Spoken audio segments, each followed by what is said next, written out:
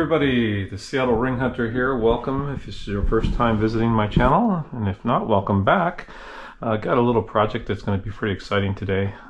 Looking forward to doing this. It's a fun project, and just starting off, first off, I just want to say that the quality and the build of the Dive Talk Go is currently absolutely amazing and has been done at a very high level. There's nothing cheap or cutting corners about it whatsoever, so I don't want to get the wrong message conveyed out there while we get started into this. I'm just a little bit more OCD on a few things, and that's why, and I found a challenge, a nice little project, something I've been looking to do for other applications, as I'll explain here in a moment, and this was a perfect time to go ahead and move forward on this. And there's just a few little modifications or tweaks that I'm attempting to perform, and I think it'll probably work out pretty well, and we'll see by the end of this video if my assessment on what I think can be potentially done actually turns out well enough to go live with it on my end. So with that being said, don't get this wrong. We do know from a standpoint of the Dive Talk Go system, I have it kind of pulled apart here a little bit for the project that I'm about to do and explain that the management team of Dive Talk Go were absolutely looking to provide the best quality equipment, of course, at the very rock bottom, least amount of retail cost to the user, so we could get more people into CCR diving that are challenged with the financial aspect of it, and we are greatly appreciative of that opportunity to be able to have this on the market now.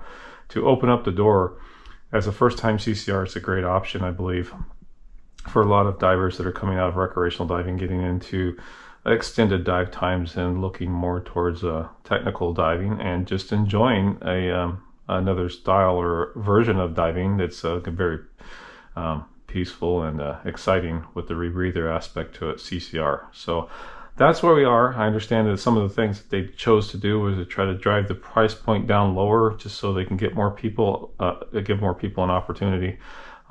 That may be some of the reasons. They may have some other technical reasons. We know that Mike Young and all the other guys involved in this are really highly tech and cave diving orientated, and anytime you add something to your system, it's another potential point of failure. So we have to keep that in mind. There's some of that, and there's some of the financial side back and forth, and it's, you know, it's always a balancing act.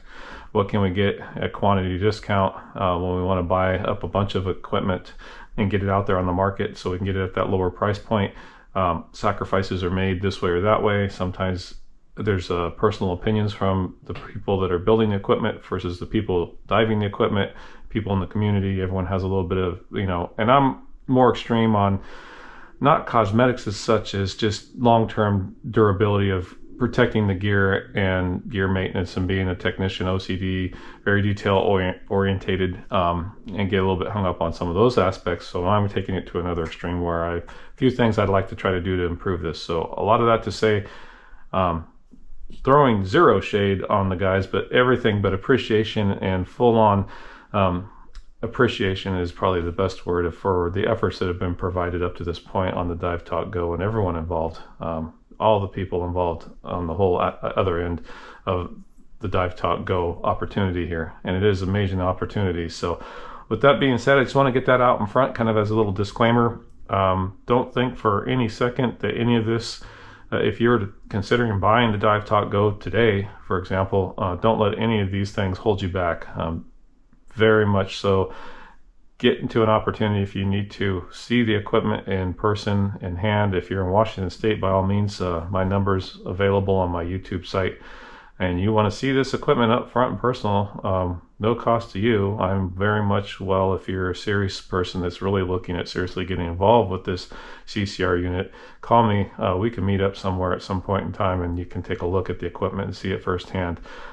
No diving or tri-diving involved with me personally, but those opportunities are also available and can be arranged with the appropriate instructors and people that are actually training people on this gear. I will not be doing that myself, just to put that out there, but I'm more than willing to meet you at some place and let you be able to see the equipment. And yeah, I'm offering that to you because I'm really excited about the opportunity. Just want to help the guys out any way I can. I've been down that road before.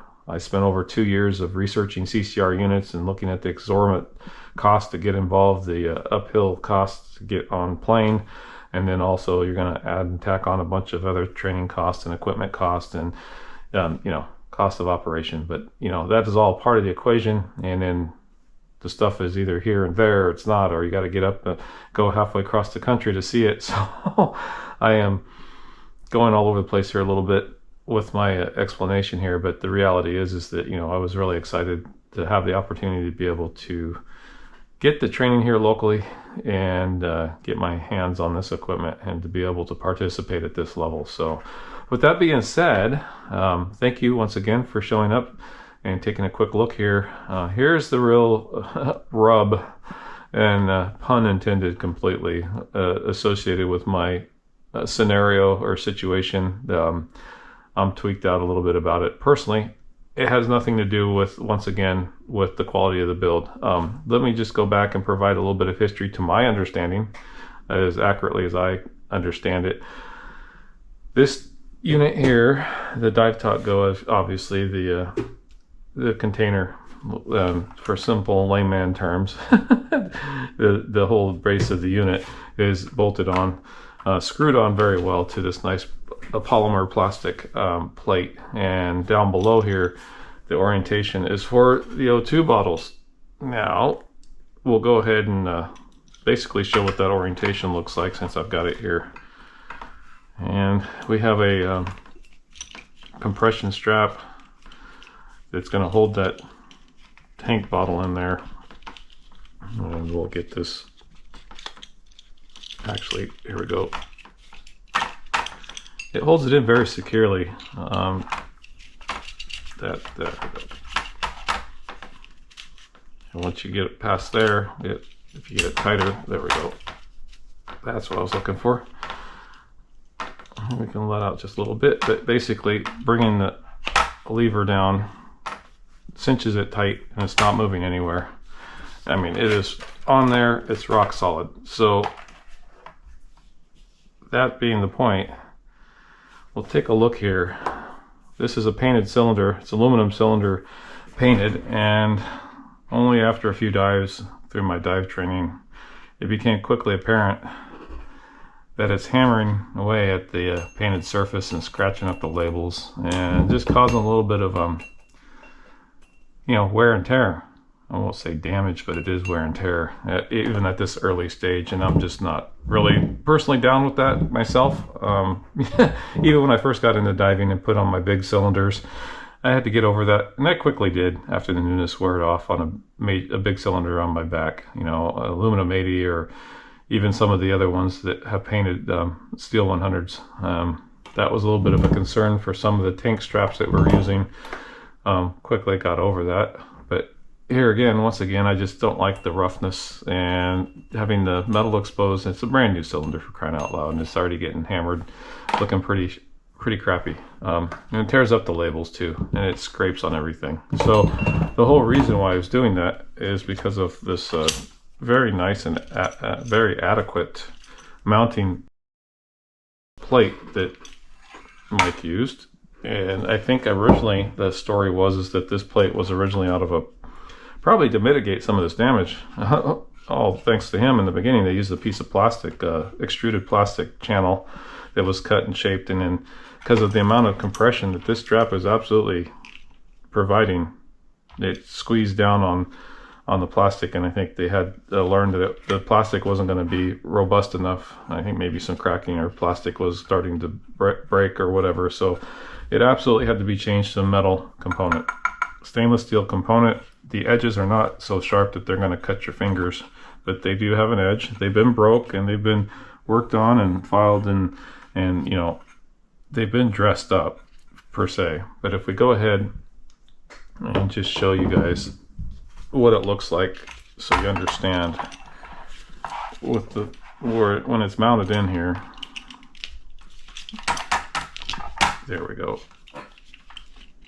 Let a little bit out just for the demonstration purposes. And this can get I can get it much tighter, actually, to be honest. I mean, it just really compresses. But here's what the point I'm looking at here, and that we need to realize is that this whole leading edge of the stainless steel plate is going against with direct contact against the tank, and that's what's causing little bits of damage in the corners a lot and on the labels. So with that being said, the challenge was set in my mind that I think I have a couple ideas of what can do better. And it also looks like if you look down in here that the tops of the fastening hardware, you got some stainless steel nylon locking nuts there, nylock nuts, and they're protruding a little bit. And there's evidence that these guys are barely, little sharp edges here and there, a tiny bit, are protruding enough that they are attacking. And that's where we're getting this row of damage here.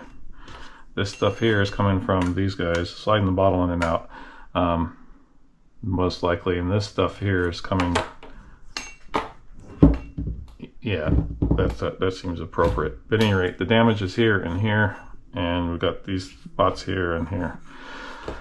With that being said, another thing, looking at this, I will say that it wasn't a bad selection of hardware and probably wouldn't cause as much damage. But the next point that I did realize is that here's the original tank strap that I got here recently and received in 2026. As you can see, it's all metal. I think I know this was probably a financial decision, to be honest, potentially. Or also it could be possibly because it's just another point of failure. But I was already aware once I saw that I know that I've seen in the past they have ones with little polymer plastic wheels. And I did a little research pretty quickly and found that, right here, what I have on it now, because I removed this and put this guy on, it's got these real nice, and they just roll up on the tank surface and they don't have the metal grinding into the paint.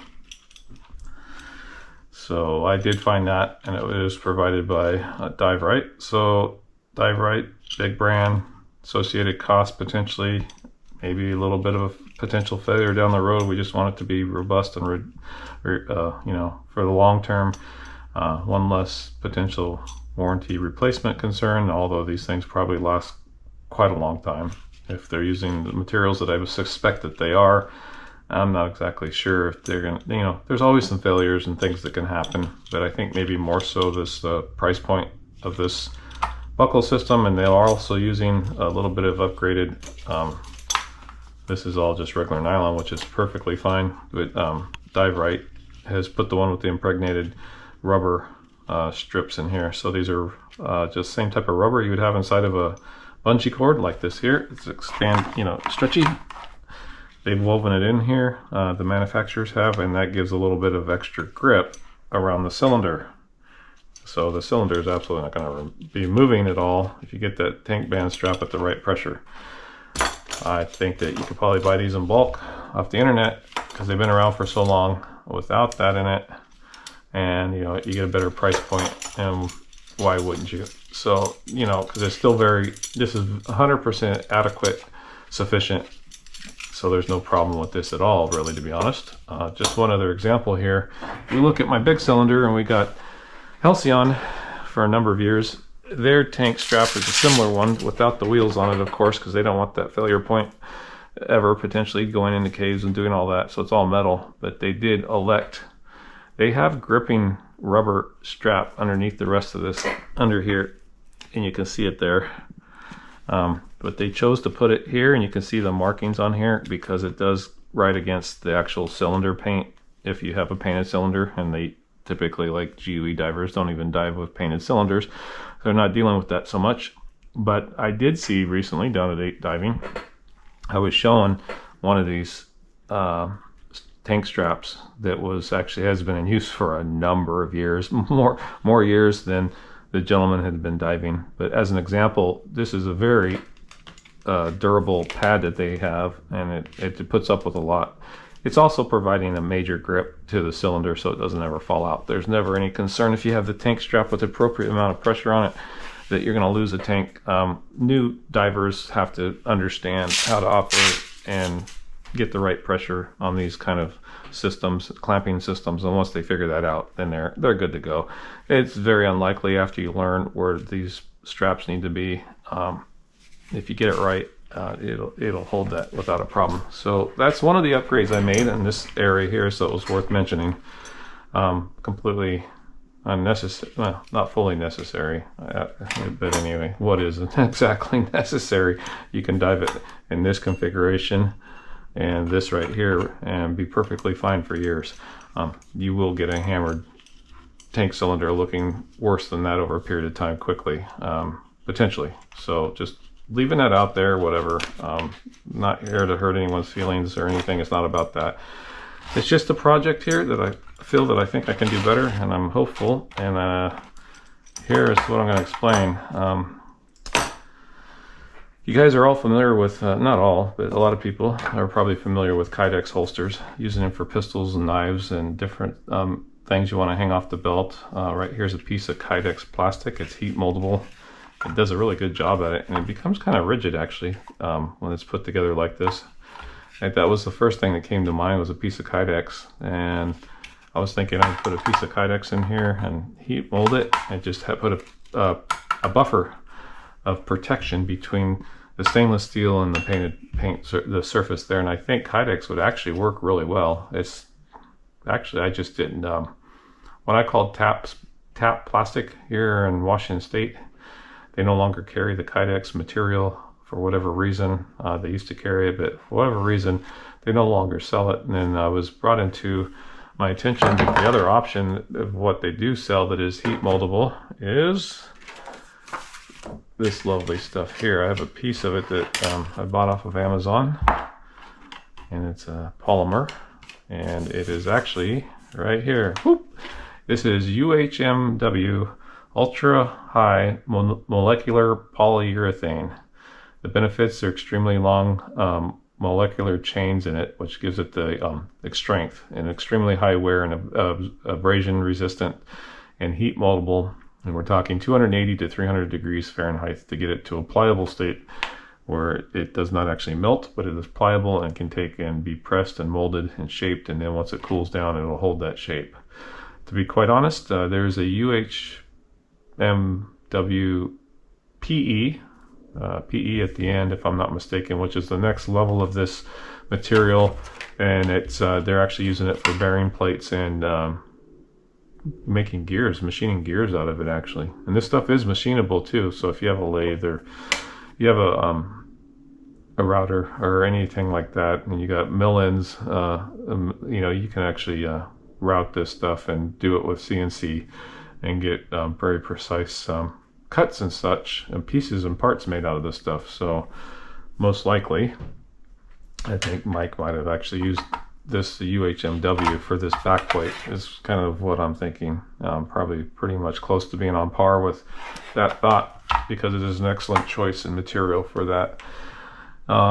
With that being said, I started out by trying to, I bolted this whole plate, and I was making a piece, and I got this far, and I don't have some of the other, I did this all manually with drill bits and belt sanders, and then you know, you've got your sitting here to take the edges down. It's a blade there to break the edge, so deburring tool, it rotates around. So you know, I'm doing a lot of this manual stuff to see what I can come up with in you know, in a quick turnaround period of time. And I quickly realized that I mismeasured, and this was only coming up to about this far on the metal plate, as you can see, and so the metal edge would still be in contact. So you know, that was the first attempt, and then I came up and got my measurements correct. I realized it before I even started bending it, and started taking a closer look to where the plate was coming in contact with the cylinder, as these things go. And this is not at all, this is pretty crude, to be honest, but yeah, I've knocked the holes out of there and did the best I could. A reamer too. I've got a reamer down here that's for making holes in this type of plastic stuff used in the RC hobby. When you got the little RC cars and you got to put an antenna cord through the plastic polymer shell, the reamer right here, it makes pretty good size holes, and you can make them to whatever size you need to, all by hand. You find your center point and you just start working this tool And in a few minutes, you can come up with some pretty clean, round cylindrical holes, which I did there. Now, the oblong slots, the coin slots, are hack job, to be honest. Real hack job there, but the edges are broke down and smooth enough to where we'll find out if we get this to mold correctly. How the tank strap actually starts routing through there. Obviously, they need to be a little bit larger than here. And the idea is once this is molded down, the strap will come through the plate, come up over the top here. So the strap will actually come out and then come back down and go back down through here and shove out the bottom. So actually, we can better illustrate my intention so you guys get a little bit of idea as we go through this process of how this exactly might work. That will go down, and so the pressure of the strap is being held down by the plate, so it goes around the cylinder, but this also holds the plate in there and it's not going to go anywhere. And I've knocked holes into this plastic so it gets around the nylock, and therefore we're going to have a little bit more. Yeah, so that's with the small, and also mitigating, this process also mitigates the bolts from scratching the paint. I believe they're barely making contact. This might not have actually been, I'm not exactly sure if they are making contact, but if they were, it would have been probably like these little scratches in the middle, potentially, maybe not. I'm not exactly sure. If they're barely touching, I don't think they're going to be touching at all now, because this plastic is going to, this polymer is going to put a little bit of a small space between the bracket, lifting the cylinder up just enough to give it even more clearance away from that. But here's the whole point. Now, this being a polymer, very strong polymer, it's going to have the pressure with the cylinder against it, but it's not going to be bending the wings out. The stronger, because you have the steel plate behind it. Before, when they just had only a polymer plastic and they would tighten the strap, it would actually open up, and that opening and closing caused the wear and, you know, essentially the cracking down at the bottom where they have less material because they have to put the strap through it and the bolt holes through it, and that's maybe where they were getting their failure points. But now having this metal back plate as a rigid mount, that's going to absorb a lot of the loading. That's my thoughts, and I think this is going to last, because this is going to be pretty much like, you know, against the metal here. So if we take a look in there, the cylinder is going to be riding it back and forth as I pull it in and out, installing it and removing it against this nice abrasion resistant, smooth, self-lubricating polymer. So I'm real excited about that, but I do not believe I will have any problems with the cylinder falling out during the dive, or else I wouldn't be doing this, because this strap is so strong and it's got the impregnated rubber for extra grip. It's going to hold that cylinder without any issue whatsoever. All right, if you're still keeping up with me here, which I believe you guys are, this isn't rocket science. It's just a fun project I want to share with you guys as I go through it. You know, do what you got to do or want to do.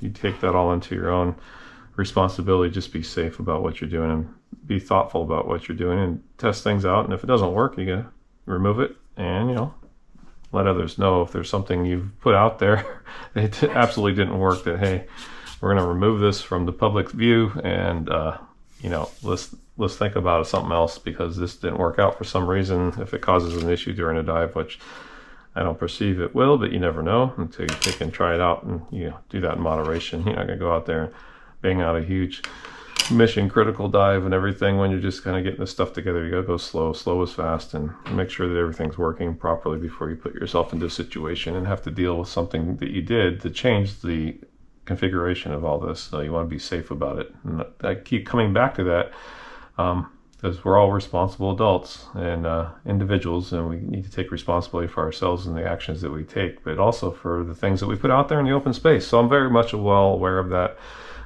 This is a fun little project once again. So, and I've been wanting to do, I haven't done Kydex molding yet, like with the knife blades. I've got a lot of knives, and, you know, I don't have any guns that I'm looking to make a holster for at this point in time.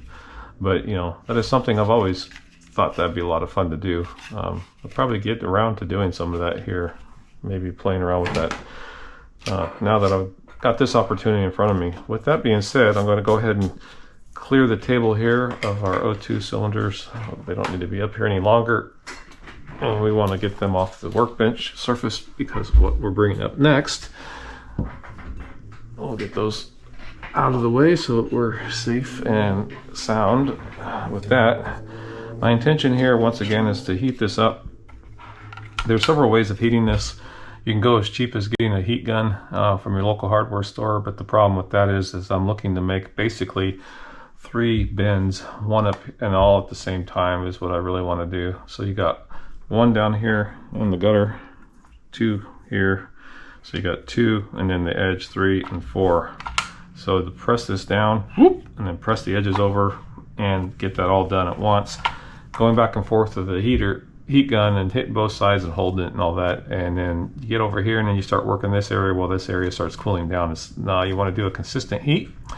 They do sell strip heaters, which is a heating element within a metal bracket of sorts sometimes, and you put your piece over it. If you're just doing flat bends, it's a great opportunity to use a strip heater. You can look those up for polymer plastic bending.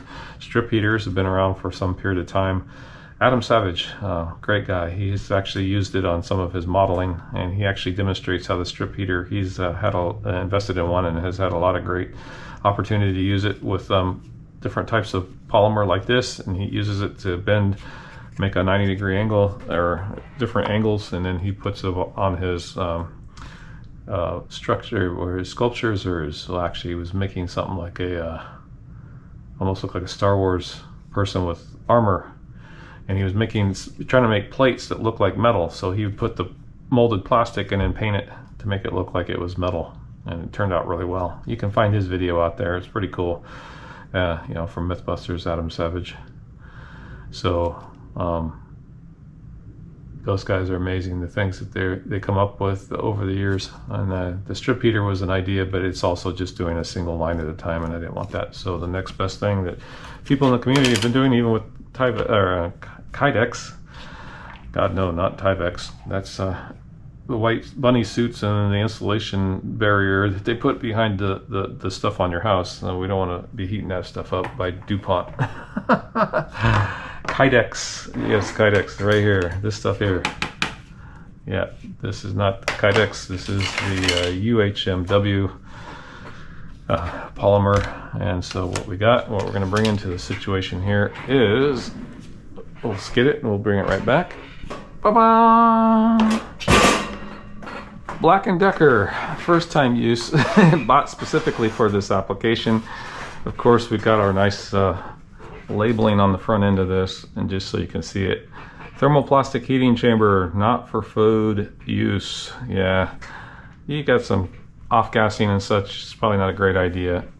Honestly, you could probably still put your tater tots in here on a different tray that had been washed and cleaned, and you probably get away with it and not die and get cancers, but we don't know. So we're just going to be appropriate, and just if I continue to use this later on down the road for doing other projects, or even setting some 2-part epoxies at a very low temperature potentially, these are the type of things that will off-gas even more than this plastic. But because I've actually Gorilla Glue 2-part epoxy, that stuff is nasty on the off-gas. Keep it out of your house. I got in trouble with my wife on that one a couple of years ago. That's definitely outsider in the shop. 2-part epoxy from Gorilla Glue. Oh my God, that stuff stunk. Even after it cured, it still stunk. You definitely want to have that around food. So taking that appropriate situation there. And one of the other things I learned from somebody that was on YouTube, because YouTube is so amazing, most people would just put initially somebody would take their piece, and these are just pieces of information in case you decide to do some of this for this or a different project. They put them on the rails, and they were starting to get grill marks on the back of their plastic, so they didn't like that. So then the next step is you take the pan that comes with it, you put the pan in there. This is hot, and you got the appropriate utensils, or you got the appropriate heat protection gloves that I have here, and then you gotta pick it up, and you gotta get your hand in there, and so the smart guy. I steal a lot of ideas from people that have gone before me, and it turns it upside down so it slides in and out easily. You can grab it, slide it, and it doesn't take no more than a finger and a thumb to pull it in and out. I like those kind of little tips to pass along. So what we're going to do is we're going to get this thing going, cooking. We got it set just below 300. Like I said, I think it's 280 to 300, but we're just going to, first time doing this too, I might actually do a test run with this piece here and see what the experience is and learn from that. And then we'll do this because I really don't want to cut out another piece. I want to make sure I can do this effectively. Right now, let's get this thing turned on. Okay, we got it on bake. We got it on there. Stay on, so it's going to stay on. It's going to preheat. We'll put our oven here and get that preheating. And as we do that, here's my barbecue, big green egg barbecue grill mitts for high temperatures. And yes, we get some real high temperatures when we get the pizza oven going. These things are very heat resistant, and I can get the mold and do that. One of the other things I thought about, having this piece here and not having a second piece to press down over the top of it, which would be ideal, but I just didn't want to go through the extra effort trying to request one from the Dive Talk Go guys and buying a separate plate for a 1-off, 2-3 off or whatever. So my thoughts are that I might be able to get this heated up enough to where I can work it with pressing down. This will give me my lateral bend points. When it gets real nice and flexible and moldy, I can get it down there, and then I can take and roll the top edge over and use the wood to get the top edge to break and go over the top of those leading edges there. That's what we're attempting to do. We got this guy heating up. We'll go get our thermal heat gun here, and we'll be back in just a moment. As this heats up, I can take and use my thermal imager to see exactly what the temperature is inside and also what my material temperature is. So we'll get that out here in a moment and get this heated up, and we'll be right back. Alrighty, we're back here. We got the FLIR thermal camera, and we're just going to go ahead and this thing was a lot of fun. Cool thing about the FLIR thermal camera is they actually, if you look at this image, and you can research these a little bit more closely. We've been doing these for a number of years. There's a good example. You can see the outline of the actual metal piece that does some digital overlay of changing surfaces. It actually does an outline and it imposes that over the thermal imaging versus like my finger. Well, it tries to do it with the finger. You can see it doubling up there a little bit. But the reality is that you see how it's outlining my finger? Other brands will only do thermal imaging. There's no trace or outline. So if you're looking at an electronic circuit board for like an IC chip that might be overheating, or if you're inside of a breaker panel and you're looking for loose lugs, which one's causing more current because of a loose lug, or if you're looking at pipes or something, it becomes a little bit more defined, as you can see there, which is kind of cool. The point is that it's a neat piece of technology, and we can stick it in there and see that it's just about 236. Anyway, that's going to warm up. I think it's going to be good enough for our testing. It gets quite a bit hotter. We can just give it a little bit more. I'm not quite sure how long to leave it in there. I'm going to pull it in and out with this test piece and find out where where it becomes real pliable. So with that being said, we could use a clock, or why not just play it by ear. Put our piece in there. We'll watch the edge. It's got a little bit of a bevel to it, but if it starts to drop down at all, we know that it's going to be getting much softer. It looks like it's already starting to move a little bit, potentially. We're going to pull that out and see how much. Yeah, it's still very rigid, so we got to leave it in there for a period of time. That would have been awful quick, honestly.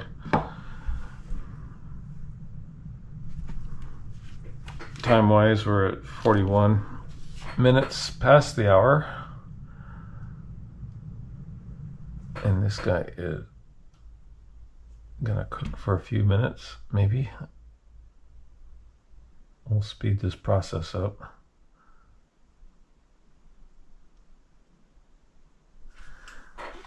The other thing too is temperature wise, we want to see what the temperature of the plastic is, the polymer. It's only at 159. We need to get it up past 200, closer to 300, so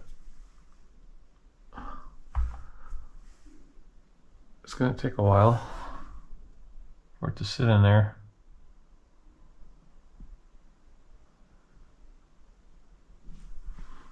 I keep opening it up, which is not helping either. I'm fully aware of that.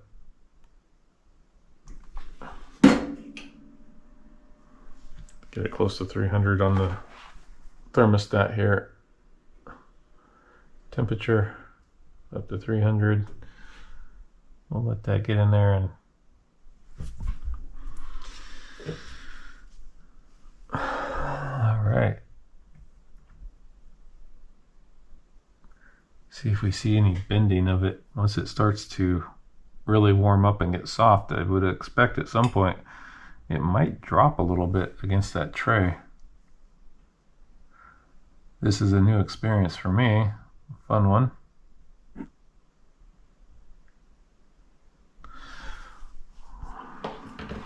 Get another temperature reading off of it. It's at 200. Let's see what the pliability is at 200. Oh, it's starting to mold a little bit. Yeah, it's getting softer for sure. I want to get it closer to 300. Did I say 51? No, I didn't. What did I say? 41? It's 44? I'll have to refer back to the video later to see how many minutes this actually took. But you know, it's tweaking up in the back end there a little bit.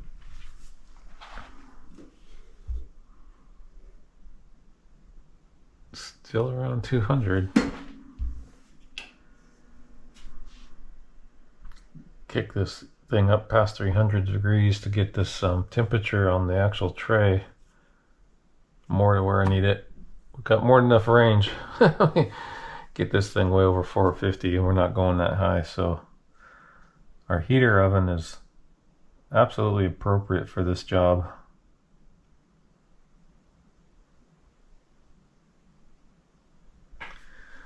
The one thing with thermal imagers though is they like really shiny surfaces sometimes don't report the best temperature response because of the way that the optics are reflecting off of it.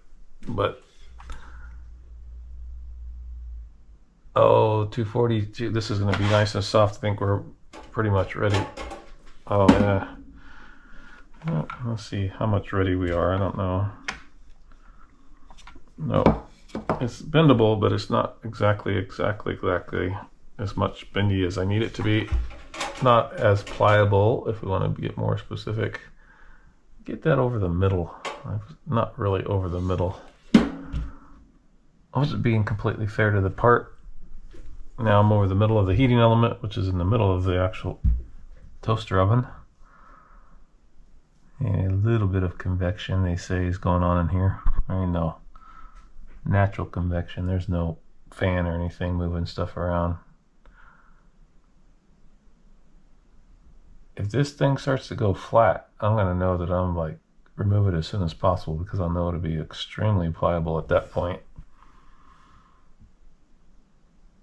I'm glad I kind of have two test pieces because now I know that I'm going to have a better expectation on my final production, hopefully.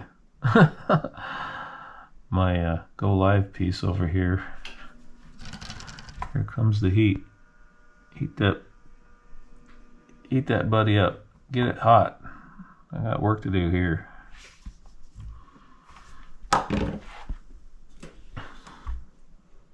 Having fun with science here. Oh, 320 degrees. Jeez. Yeah, let's see what we got now.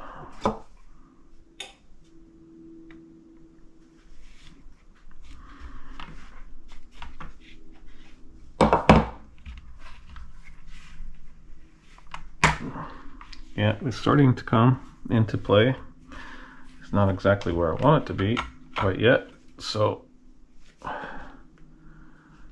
with that being said, we're going to put it back in, get more heat. We're getting there. We're going to crank this heat up to 350 on the oven. We're going to get that guy cooking. I'm opening the lid and closing it to 350. We'll get that thing up to speed. It's going to be higher than what our actual material temperature is going to become.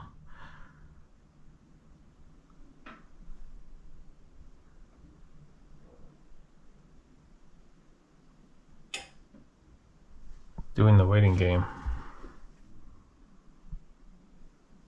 Start to become glossy in color, or shiny. One of the other things they say.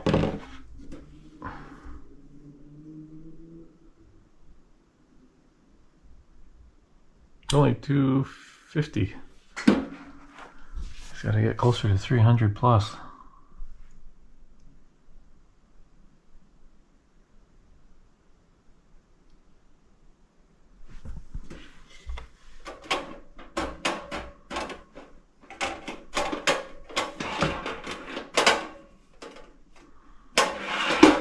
Notice it's getting a little more tacky onto the actual gripping onto the pan, pulling the pan out. Before, when it was cold, it would just slide on it. That's expected. Those polymer bonds in there are getting exercised with the heat. All right.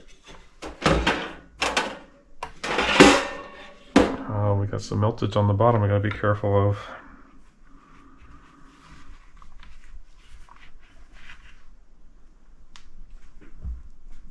I don't think it's enough heat to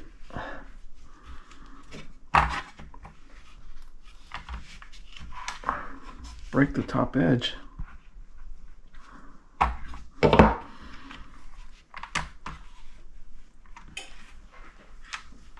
It's such a small area on the top edge.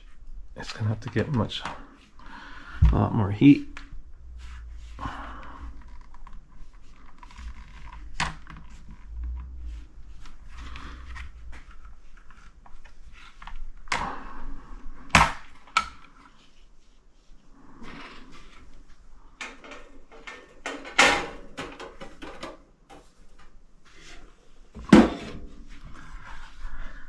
I'll get it there eventually. It's going to get enough to where I got to get those top edges to curl. That's where my point of protection is, and all that I'm really superly concerned about.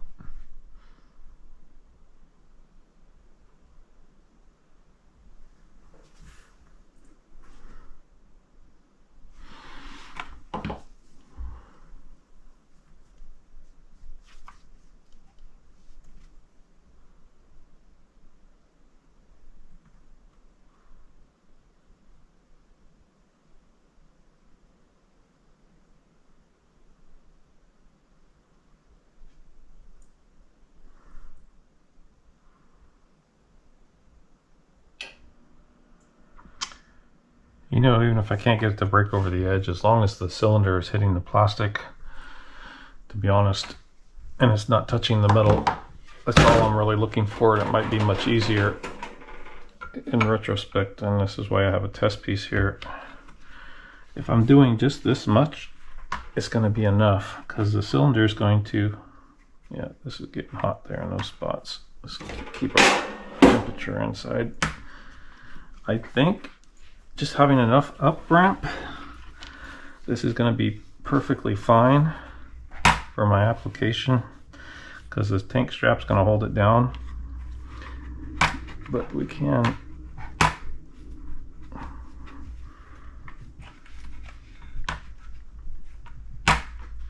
slowly bend,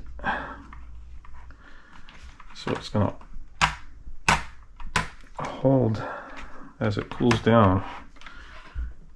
And I think that's my real answer there. Yes, I really do. Learning how it makes these indentions based on those rails.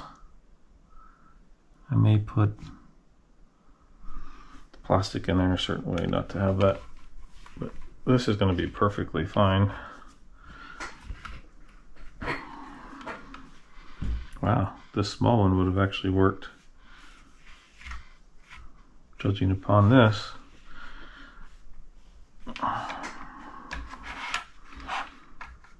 Man, the small one could still actually be utilized, potentially even.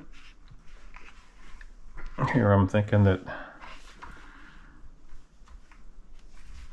yeah, this is going to stick out even higher. Even if this sticks out higher, it can be sanded down, so it's not as high. So I'm going to stick with this plate. But that's pretty impressive. I like it a lot. Even though it's got some cosmetic character to it, if I'm allowed to say so myself.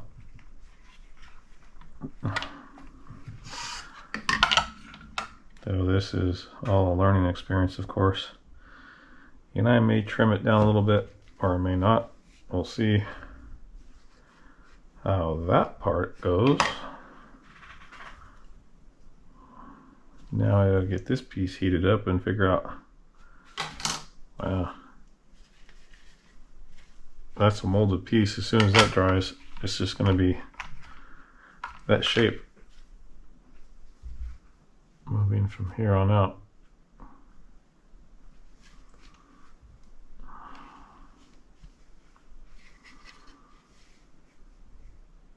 I'm really impressed with that way it's working out.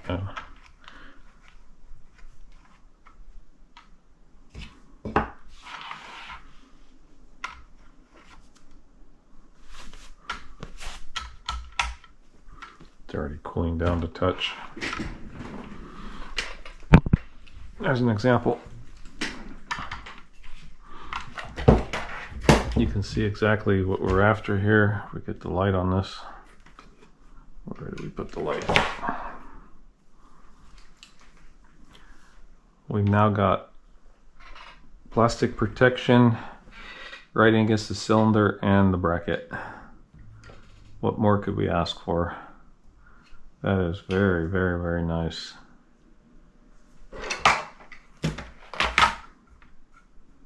The bracket's taking some warmth and heat transfer.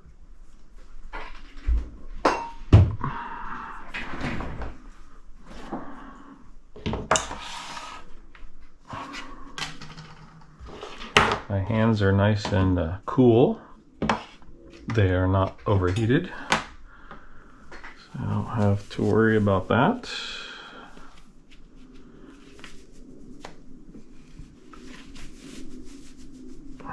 Now it's go live or go home. Crapper, get off the pot. Time to get this going.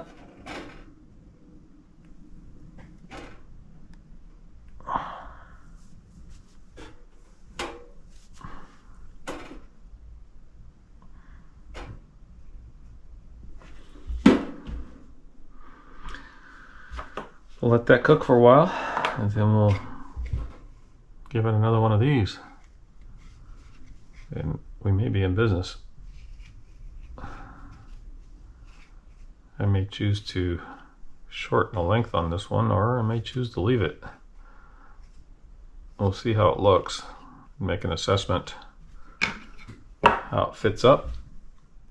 And it would definitely be nice just to leave it alone, because I've already straighten the edges out, but on a belt sander it wouldn't take long to knock that down a bit. Let's see what our temperature is on our part.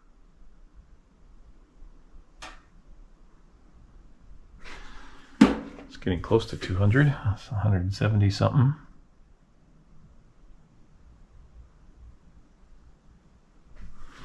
The other thing we can do, give it a little flippy do, some even heating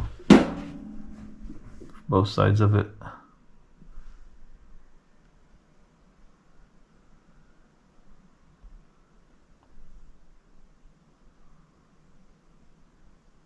Sure, there's a lot of other ways you can do this. Potentially, people have some other thoughts. I mean, the biggest for quality, if you're doing this for a production run, obviously, machining the plastic,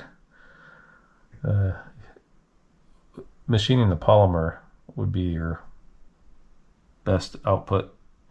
You'd be very precise on the size of the plate that you're making with the holes and everything in the right position. After you make 2 or 3 or 4 of these, you come up with the right tweaks and modifications to the cut sheet, and then you'd have a piece that would be absolutely worthy of producing a number of these at scale. I am not intending to build these at scale, so I'm just putting a video out sharing a little bit of project time that I've got going on here because I'm excited about it and fun to do. And if someone else were to take this and put it through production, by all means, I guess someone else could do that. You know,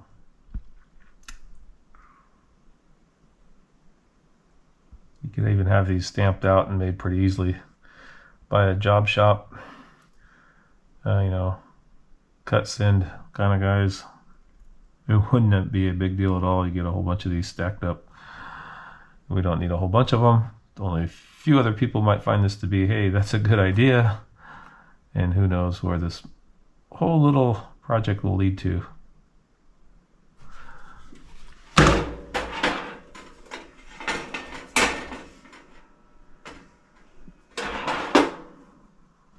Cut, send, ship, I think is what they call them. 3. Cut, send, and ship. Make your 3D modeling, send it in, and they cut it up and ship it back as an actual part. Those guys have been around in the market for a while, and they're doing a great job over there. Starting to do some real interesting, what is it doing here? 340, or 240, I'm sorry. We're rounding the corner here, getting close to our temperature that we prefer to have. And I'm over fussing around with opening and closing the door and letting all the heat out because I'm just a little impatient right now. First time starting to heat up those edges again.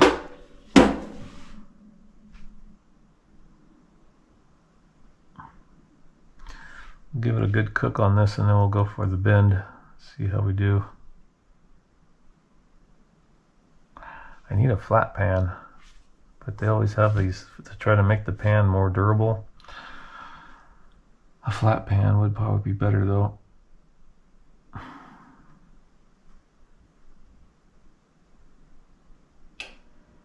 They have one in the bottom, it's flat. I might flip that over the crumb catcher. I can actually do the crumb catcher next time. That way I'm not getting any imprinting onto my piece for a more polished end product. There we are. Completely pliable where we want to be.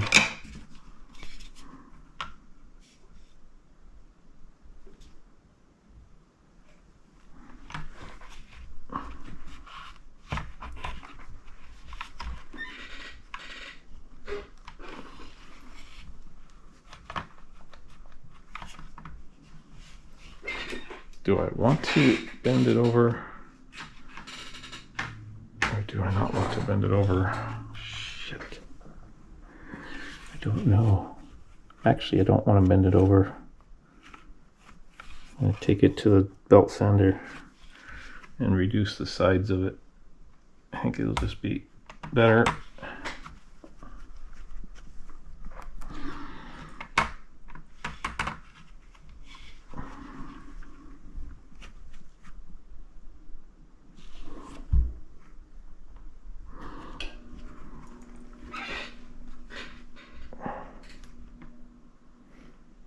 It's not necessary to bend it all the way over. It's just one extra process. If you were to duplicate this, this will actually come off easier if it's not bent over. It's still going to provide the same amount of protection if it's not bent over, although the bending of it over is because I have a strap that's coming up. So the strap that's coming up will push up against the plate and it'll be a nicer ride on the strap. If it's bent over, it's just fighting the strap more potentially. And I don't need it to fight the strap. I don't want it to fight the strap.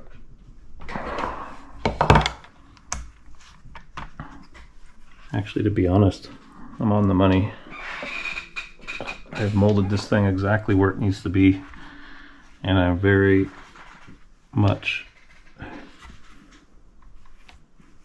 happy, I should say, with what I've got so far, what I'm seeing here. There's an off on this thing. Stay on. There's off. We can turn off our thermal imager. We're just burning power on that. The FLIR. Maybe it'll take our... Oh, it's still warm.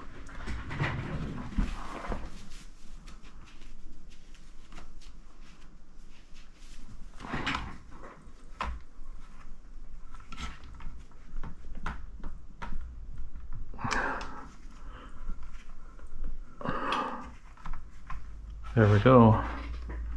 That's it right there. That's what I've been looking for. We've got money going on here. This is all money, buddy. Woo! This is awesome. Wow. Those wings are up pretty high, to be honest, right? I kind of realized that. But let's see what it... We can put a cylinder in here, even if we can get this going at this early stage. This is still warm, too. Be careful what we're doing with our O2 bottle. Oh, this is warm. I gotta let this all cool down before I start putting an O2 bottle in here. Don't want to melt the rubber in this strap, so I'm going to use this guy and not sacrifice that just for a test, because I can't ever wait, and I still got some energy in this one going on. It's still pretty warm.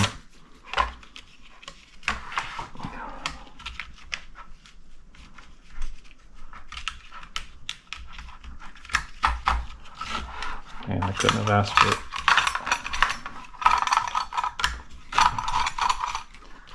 Better setup. Look at that. It's holding its position. I love it. If this sticks out too far, it's gonna... Yeah, I still got a little bit of space in between this guy and this guy.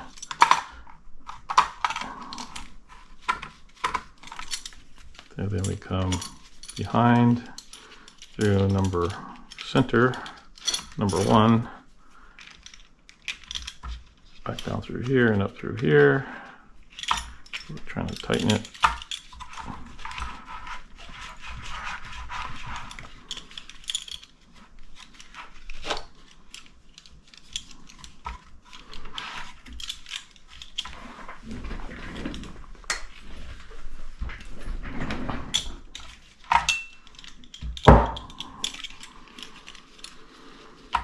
Alrighty guys, here's the moment of truth.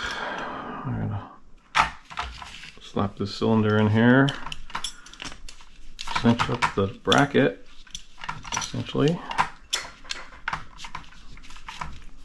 Actually, we gotta work with our bracket, and here we go again. God damn. Metal on metal again.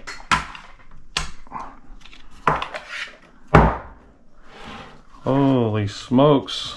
I love it. I absolutely love it. Man, that thing isn't coming out of there. It's gonna be riding in there for years. It ain't coming out. Let's get some light on here so you guys can see this awesome protector plate that I've just produced. And I'm real happy with it already, as how this plate comes up perfectly and rides against the pressure is against the protector, And right there, you can see from the other side, you got the same thing going on there.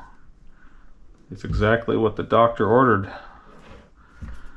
And I'm excited with this. We're going to consider this a total success already. I haven't dove with it yet in this configuration, but I can tell already that the other thing too that's really cool about this is, number one, I didn't want to use anything that wasn't, I had actually thought about it as well myself. Initial thoughts are like edge protectors. You'll see a plate and sometimes they put a strip around it. It's got a metal clamp strip with it rubberized on the outside of it, and those things already, even in my day job, we're finding that they don't stick on for a long period of time. And then if you try to use glue or whatever, so like for example, if you're just trying to go around the plate itself and put a protective strip around just the edge, those fall off, and there's no adhesive being used in this whatsoever either. So the greatest thing for maintenance is you don't even have to take it off.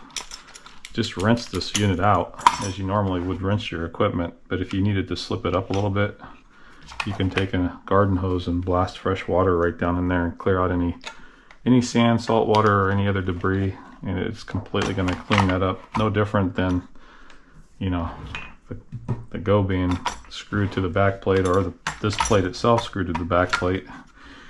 It's not gonna be a problem. And this non-corrosive material, it's not two metal plates against each other, the similar metals. So that being said, we're going to pull this strap out of here because he's not going to live in there. We'll set him aside. Put this cylinder down below. And there you go, guys.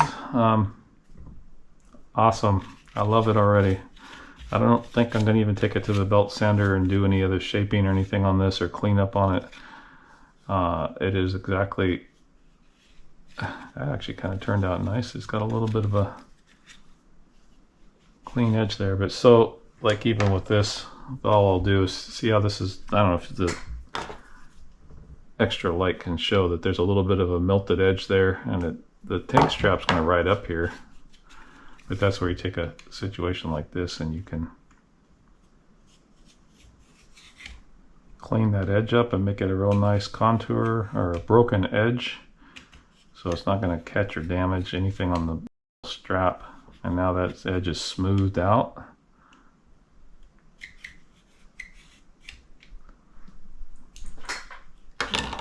And that's how we dress it up and finish it. We got a smoothed out edge there, and we can just hit this side here just for fun, for function, for longevity of the ride. And yeah, I couldn't be more happy about this adaptation. Once again, we put a thought into process, sit around and slept on it for a while and thought about it. And we'll go ahead and put this all back together, and I'll finish off with the Go fully assembled, with everything all back together in its full configuration, so you can see how this actually looks. I'll clean this piece up a little bit more so there's just no sharp edges, and make it real nice and pretty. And man, that is beautiful. Alrighty guys, man, I am so excited about how clean and nice and smooth this plate is. I am really excited about this. We're going to put a stop to the chewing up of the bottles. They are what they are. Hell, who knows? As crazy as I am, I might buy 2 brand new bottles and ride out with 2 fresh bottles and keep the other 2 beat up ones as a reserve. You never know. I can still put them into use. Having 4 fresh bottles instead of just 2 for a dive weekend expedites turnaround time. Just something to think about. It is definitely a possibility at this point in time that might actually happen, or it may not. I don't know, but this is a real nice piece. I am excited the way that it shaped up. I didn't get a hard bend in there as much as I thought I could probably get. Unless you got it really pliable, you get more of a sharper bend, but the reality is it's not really even needed for this application. It's right there against the plate, exactly where it needs to be, with the back pressure against the plate as this cools down, and the tank strap being woven through here. And I'll take the edge like right here and right here. Let me point that out more clearly. Right here and right here. with the deburring tool. Make sure that's a nice smooth surface so it doesn't chew away and eat away at the strap. It just rides over that. It's going to be perfectly fine. This thing is cooled down now to the point where that's the protector plate. If you so desire,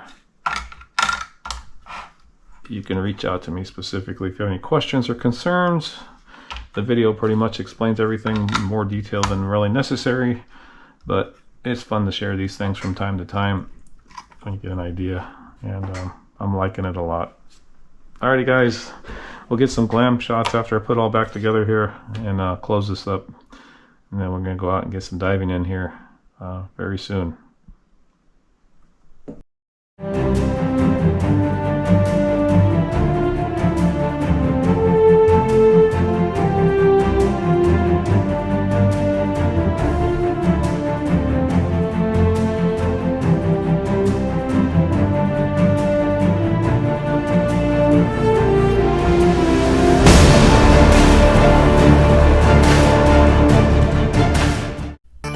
If you've lost your ring or special item of value, please get in touch with me at theseattleringhunter.com as soon as possible so I can arrange to do a search for you.